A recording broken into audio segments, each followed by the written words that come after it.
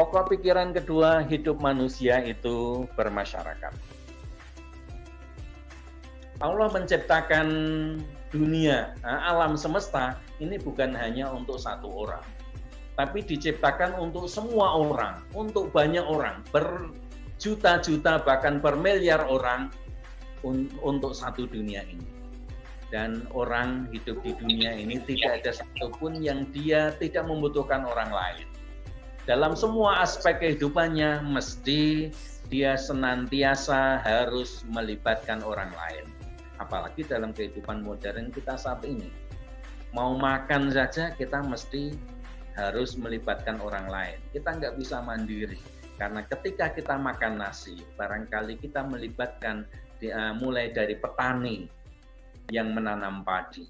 Kemudian setelah petani kita mungkin melibatkan alat transportasi yang membawa padi, beras dari desa ke kota. Kemudian melibatkan pedagang, melibatkan dan lain sebagainya. Banyak hal lagi yang harus terlibat di situ. Sehingga karenanya hidup manusia itu harus bermasyarakat. Itu merupakan paham yang diyakini oleh Muhammadiyah. Hidup manusia itu ya harus bermasyarakat. Nggak boleh hidup manusia itu hanya sendirian, hanya egois. Nggak bisa.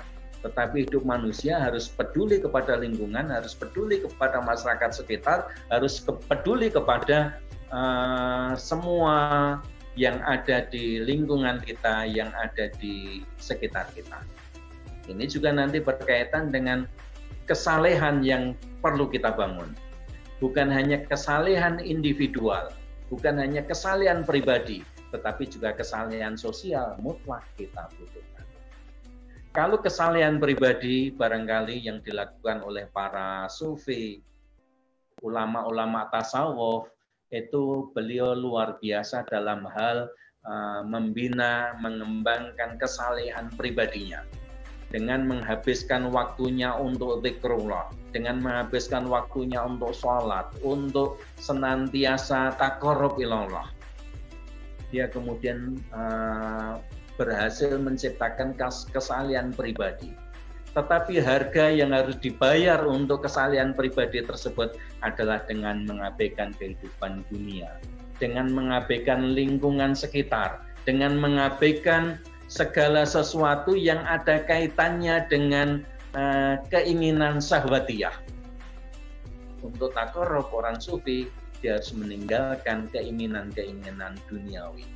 Meninggalkan wanita, istri, meninggalkan keluarga, meninggalkan kenikmatan hidup di dunia, dan lain sebagainya, bahkan termasuk meninggalkan masyarakat. Semakin dia mampu meninggalkan itu, tingkat kesalehan pribadinya dia akan semakin baik. Tapi menurut Muhammadiyah tidak seperti itu. Menurut Muhammadiyah, karena ibadah itu taqarrub ilallah dengan cara menjalankan amanah yang telah dibebankan kepada manusia, maka di samping kesalehan pribadi, kesalehan individual, dia juga harus membangun kesalehan sosial. Karena dengan kesalehan sosial itulah amanah untuk menciptakan rahmatan lil alamin bisa diciptakan dan dilaksanakan. Tanpa adanya kesalehan sosial, nggak mungkin dia bisa menciptakan rahmat bagi semesta alam. Nah, itulah manusia hidup bermasyarakat.